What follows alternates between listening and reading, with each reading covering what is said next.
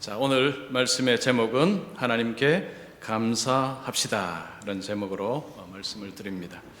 자, 오늘 추수감사주일입니다. 우리 추수감사의 주일은 11월 셋째 주일, 11월 셋째 주일에 추수감사주일을 지킵니다.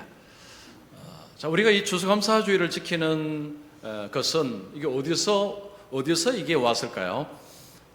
우리는 성경에서 오지 않았습니까? 라고 보통 생각하는데, 물론 성경에서 왔는데, 근데 성경에는 추수감사주일이라는 지칭은 사실은 그런 표현은 없습니다. 이 추수감사주일이 온 것은 사실은 미국에서 왔습니다. 미국은 지금도 추수감사절이 굉장히 중요한 절기입니다. 그래서 미국에서 이제 우리에게 와서 우리가 지금 추수감사주일을 지키는 것입니다. 1600년도 초에 영국의 국교회, 이 국교회는 영국의 이 왕이 교회의 수장이 되는 것이 영국 국교회입니다. 영국 국교회가 청교도들이라는 개신교인들을 아주 핍박을 했습니다. 그래서 그 청교도들이 신앙의 자유를 찾아서 배를 타고 미지의 세계로 떠났습니다. 그들이 도착한 곳은 미국이었습니다. 자, 미국 폴리모스라는 지역에 도착을 해서 거기서 이제 그들이 정착을 하기 시작했습니다. 제가 폴리모스라는 지역에 가본 적이 있습니다. 거기 가면 이런 모형으로 만든 배들이 있고 그들이 어떻게 왔는지가 아주 잘 설명이 되어 있습니다. 그들은 그 땅을 올 때까지 이 폭풍우를 만나고 죽을 고비를 몇 번 건너가면서 미국 땅에 도착을 했습니다. 자, 미국 땅에 도착해서도 쉬운 일이 아니었습니다. 낯선 환경에서 한 50명 정도가 세상을 떠났습니다. 102명이 출발했는데 반 정도가 세상을 떠난 것입니다. 그곳에서 교회당을 짓고 그리고 학교를 짓고 이제 미국의 삶을 시작을 했습니다. 그들이 그 땅에 살기 위해서는 농사를 지어야 되는데 씨앗을 어디서 구했을까요? 인디언들입니다. 자, 인디언들에게 씨앗을 구해서 그들에게 농사법을 전수받아서 농사를 짓고 추수를 했습니다. 그때 그 추수를 하고 나서 인디안들을 초대해서 감사 예배를 하는게 드렸습니다. 이것이 추수 감사 예배의 시초입니다. 그리고 나서 조지 워싱턴 미국의 초대 대통령이 추수 감사절을 공포를 했습니다. 그 다음에 링컨 대통령이 국경일로 공포를 했습니다. 그래서 지금도 미국의 추수 감사절에는 학교도 쉬고 일도 쉬고 다 쉽니다. 제가 유학 가서 첫 번째 해 추수감사주일을 맞았을 때 한국의 설하고 거의 흡사했습니다. 학생들이 전부 자기 집으로 다 돌아갔습니다. 모든 것이 그냥 텅텅 비었습니다. 그만큼 미국에는 추수감사절이라는 절기가 굉장히 중요한 절기입니다. 자, 미국에서 했다고 왜 우리가 합니까? 라고 생각이 들 수 있는데, 여러분 성경에도 근거가 있기는 있습니다. 자, 오늘 여러분 성경부터 보시면 출애굽기 23장 16절 우리 한번 읽어보겠습니다. 시작.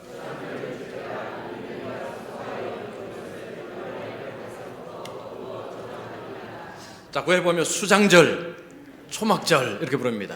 이 초막절, 수장절은 뭘 하는 거 아니? 내가 수고하여 얻은 것, 이것을 거두고 저장하며 감사하는 것이 초막절, 수장절입니다.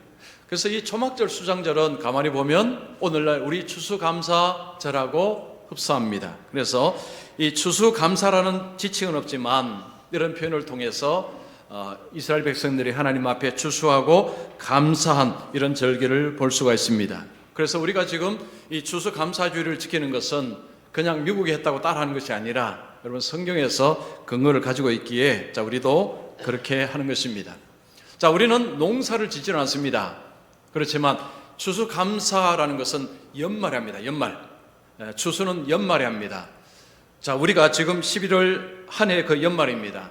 연말을 돌아보며 하나님께서 우리에게 주신 열매들, 좋은 것들, 이것을 기억하고 감사하며 하나님 앞에 드리는 예배가 추수감사 예배입니다.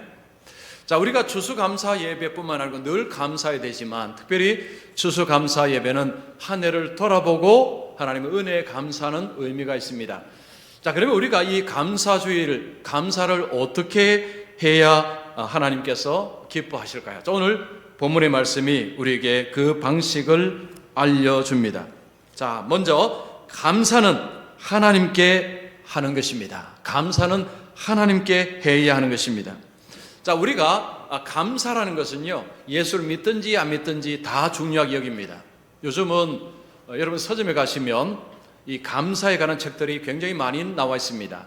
예수 안 믿는 분들도 이 감사의 효능, 감사의 효과, 감사의 능력, 이런 표현을 많이 씁니다.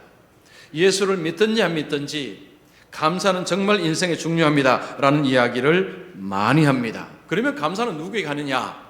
보통 책에서 보면 부모님께, 그리고 형제에게, 또 자녀에게, 심지어는 자기에게 감사하는 그런 이야기하는 분들도 있었습니다. 부모님께 감사하는 것, 우리가 주위의 사람들 감사하는 것은 당연한데, 여러분, 예수 믿는 자에게 가장 먼저 감사할 대상은 하나님이십니다. 자, 우리는 하나님께 먼저 감사를 하고 부모님, 그리고 형제, 또 자녀들, 여러 대상들에게 우리가 감사할 수 있습니다. 자, 오늘 시인은요, 우리에게 이렇게 표현합니다. 우리가 감사함으로 그 앞에 나아가며, 하나님 앞에 나갈 때에 어떤 자세로 나가야 되느냐 하면 감사함으로 하나님께 나아가자라고 이야기합니다. 그러면 우리가 감사를 할 때에 어떤 형식으로 하느냐? 1절에 이렇게 말합니다. 우리가 여호와께 노래하며, 우리의 구원의 반석을 향하여 즐거이 외치자. 하나님 앞에 감사할 때 어떻게 하느냐 하면 즐겁게 노래하며, 다른 말로 하면 찬양하며, 하나님을 찬양하며 감사를 해야 된다라고 이야기하는 것입니다. 자, 그럼 우리가 왜 하나님을 찬양해야 될까요? 자, 그 이유를 이렇게 이야기합니다. 우리의 구원의 반석을 향하여. 하나님은 누구시냐? 시인은 구원의 반석이라 이야기합니다. 구원의 반석. 여기서 구원이 뭘까요? 구원. 지금 시인은 구원을 이야기할 때 무엇을 염두에 두고 이야기하느냐 하면 출애굽 사건입니다. 구원은 억눌림에서 건짐받는 것이 구원입니다. 구원은 속박당한 가운데서 해방되는 것이 구원입니다. 이스라엘 백성들이 바로의 그 압제하에서 속박당하였는데 하나님이 모세를 통해서 건져내셨습니다. 그 사건을 염두에 두고 구원이라는 표현을 쓴 것입니다. 지금 이스라엘의 조상들, 그들의 조상들은 애굽 땅에서 신음하는 가운데서 하나님이 그들을 그 땅에서 해방시켜 주셨습니다. 구원해 주셨습니다. 그래서 그 하나님께 찬양하는 것은, 감사하는 것은 너무너무 당연하다, 그런 이야기를 하는 것입니다. 자, 그리고 반석이라는 표현을 씁니다. 구원의 반석. 반석은 평평한 넓은 돌이 반석입니다.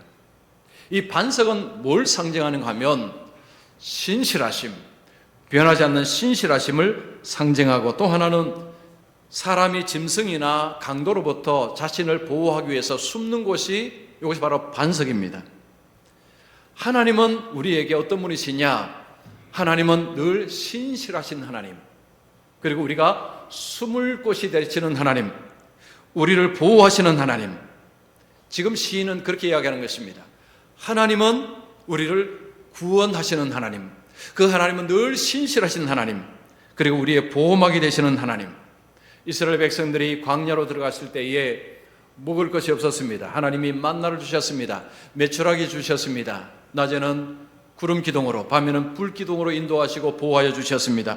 이 모든 사건들을 염두에 두고 하나님은 구원의 반석이다, 이렇게 표현을 하고 있는 것입니다. 자, 하나님께 찬양하고 하나님께 감사하자라고 이야기하고, 2절 보면 우리가 감사함으로 그 앞에 나아가며 시를 지어 즐거이 그를 노래하자. 자, 시인은 찬양하며 하나님께 감사하자라고 하면서 시를 지어 즐거이 그를 노래하자. 즐겁게, 여기 시를 짓는다는 것은 어떤 모든 악기를 동원해서라는 의미도 있습니다.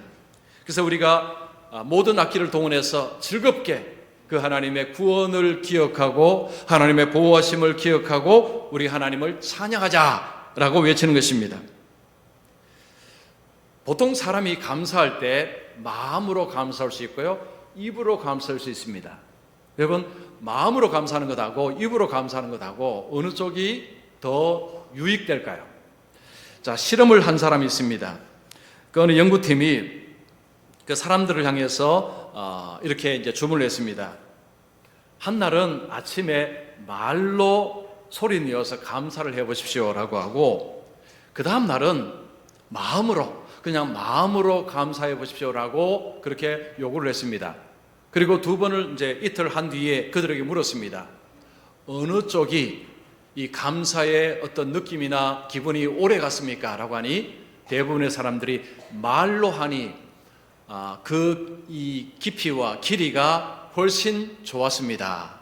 마음으로 감사하기보다는 말로 감사하니까요, 내 마음의 기분이 훨씬 좋았다라고 표현을 한 것입니다.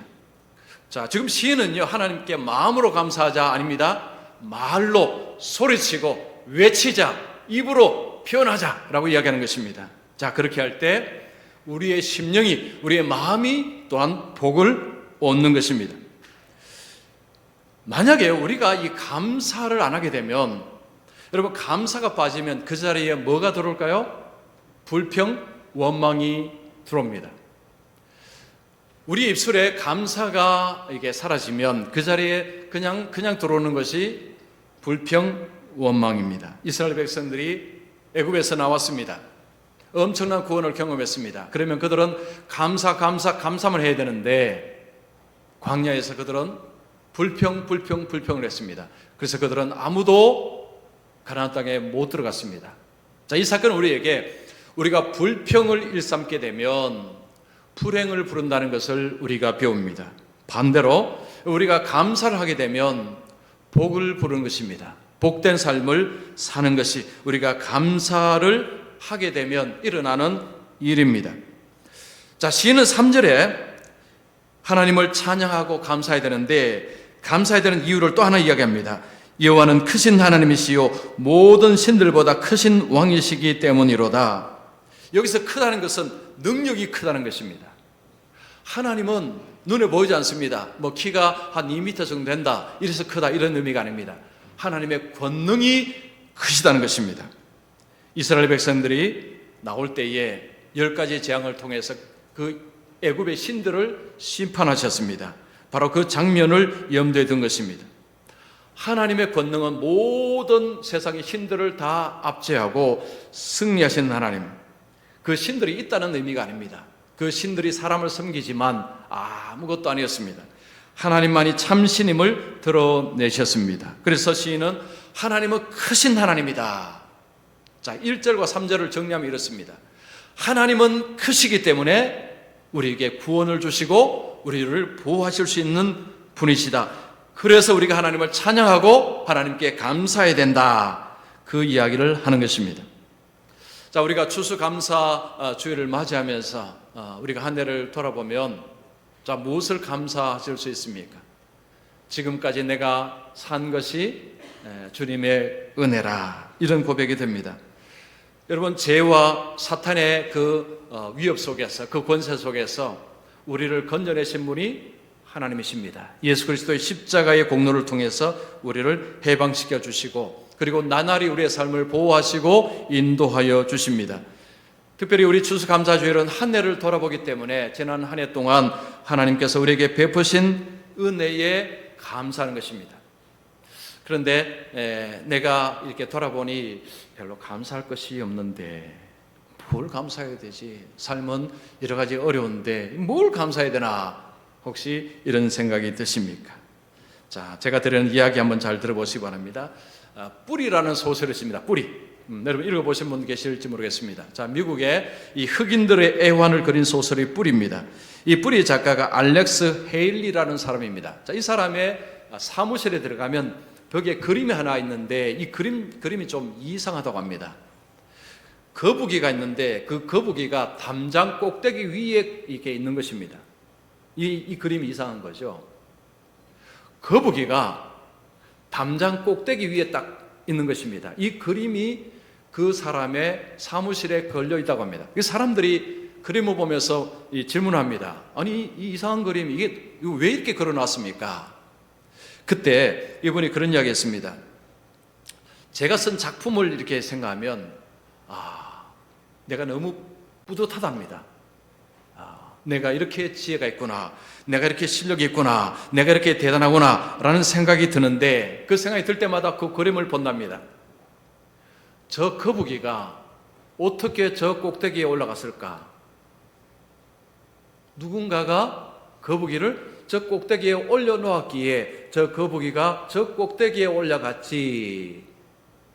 그 생각을 하면서 내가 이 작품을 쓴 것은 내 힘이 아니라 하나님께서 지혜를 주시고 하나님께서 도우셔서 내가 이 작품을 썼지 하고 자기를 낮춘답니다.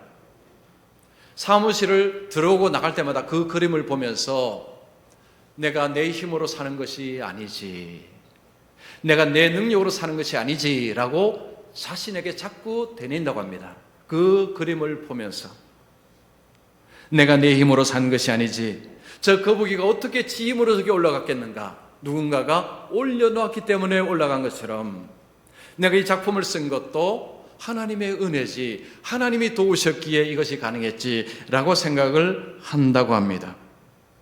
여러분, 한 해를 돌아보시면 뭐 어려운 일들도 많았고 뭐 좋은 일도 있었고, 근데 우리가요 좋은 일보다는 어려운 일들 훨씬 더 생각이 잘 듭니다. 그러면 감사할 것이 사실은 별로 없습니다.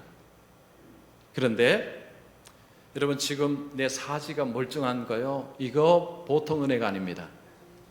지금 손가락이 이거 다 돌아가는 거요, 이거 보통 은혜가 아닙니다. 여러분, 병원에 가서서 손가락이 다쳤거나 절단되거나 이런 분 한번 보시면 여러분, 그분이 제일 부러운 분이 누굴까요? 손가락 다 움직이는 사람이 제일 부러운 사람입니다. 밤에 여러분 잠자는 거 어릴 때는 누우면 자지만 나이가 좀 들면요 누워도 잠이 안 옵니다. 저도 이제 가끔씩 그럴 때가 있습니다. 그러면 와, 이 자는 것이 이게 보통 은혜가 아니구나. 못 자면 그 다음날 굉장히 힘듭니다. 일상생활에 엄청난 지장을 받습니다. 근데 잠을 잘 자가면 해도 그 다음날 생활이 굉장히 잘 됩니다. 잠을 못 자게 되면요, 와, 이 잠자는 것이 얼마나 큰 은혜인지 모릅니다. 자, 음식을 먹습니다. 소화되는 것도, 여러분 소화불량에 걸려본 적이 있죠? 소화를 이렇게 먹었는데 이게 걸리면요, 얼마나 불편한지 모릅니다. 뭘 먹어도 이게 안 내려갈 때가 있어요. 그러면 일상생활이 잘 못합니다. 우리가 잠자고 음식이 있어서 먹고 그리고 활동하고, 이 가장 기본적인 것인데, 여러분 이것 중에 하나가 중지가 되면, 야, 내가 이 손가락 발가락 움직이고 눈 떠서 보고 여러분 이렇게 사지 멀쩡히 걷고 이거요, 이거 보통 은혜가 아닙니다. 평상시에는 모르지만 하나만 중지가 되어도 멀쩡하게 걷는 사람이 그렇게 부럽습니다. 그 말은 뭐냐 하면 하나님의 은혜로 산다는 것입니다. 그래서 우리가 많은 것을 가지지 못하고 지금 뭐 다른 사람과 비교해서 나는 왜 이걸밖에 없나라고 생각이 들지 모르지만, 여러분 너무 비교하지 마시고요, 지금 내가 멀쩡하게 이렇게 걸어 다니고 먹고 이 자체만으로도 사실은 감사할 거리가 충분합니다. 그런데 이것만 있습니까? 감사는요 찾아보셔야 됩니다. 찾아보셔야 돼요. 한 해 동안 하나님께서 어떤 은혜를 베푸셨는가를 여러분이 이 눈에 불을 켜고 찾아보시면요, 그러면 많습니다. 이전에 우리 추수감사주일에 뭐 감사 50가지 100가지 하면요, 그러면 많은 분들이 그럽니다. 쓰려니까 그렇게 많답니다. 근데 쓰기 전에는 별로 없었다는 거죠. 감사는 찾아봐야 합니다. 감사는 찾아보면 감사할 수 있습니다. 여러분, 감사하는 사람은요 겸손한 사람입니다. 교만한 사람은 절대 감사하지 않습니다. 교만한 사람은 누굽니까? 내 힘으로 살았다는 사람입니다. 내 힘으로 했습니다. 감사할 이유가 없습니다. 내가 했는데 뭘 감사합니까? 누가 감사하느냐? 겸손한 사람이 감사합니다. 주님이 하셨습니다. 우리 주님이 다 하셨습니다. 이렇게 할 수 있는 사람이 하나님 앞에 감사할 수 있습니다.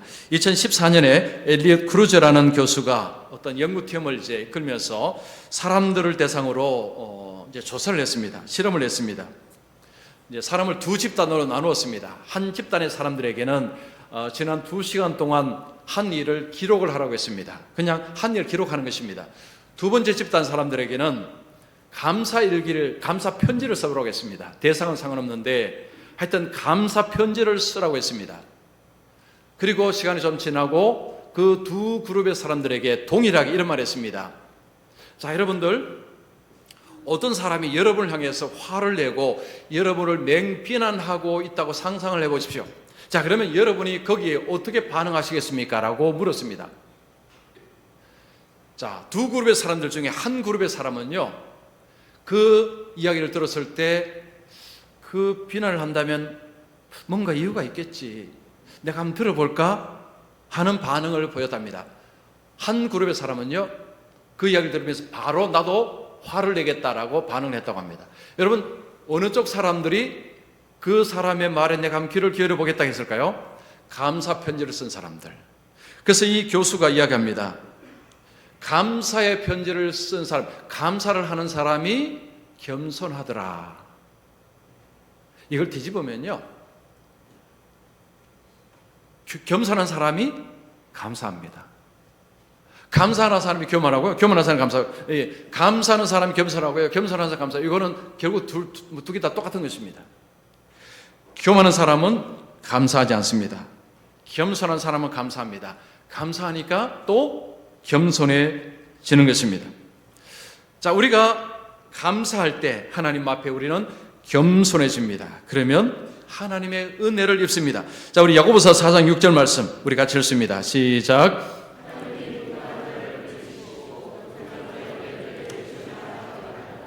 하나님은 교만한 자를 내치시고 겸손한 자에게 은혜를 주신다고 하십니다. 그래서 우리가 감사를 하게 되면 하나님 앞에 겸손한 자가 되어서 우리 하나님의 은혜를 입는 삶을 살 수 있습니다.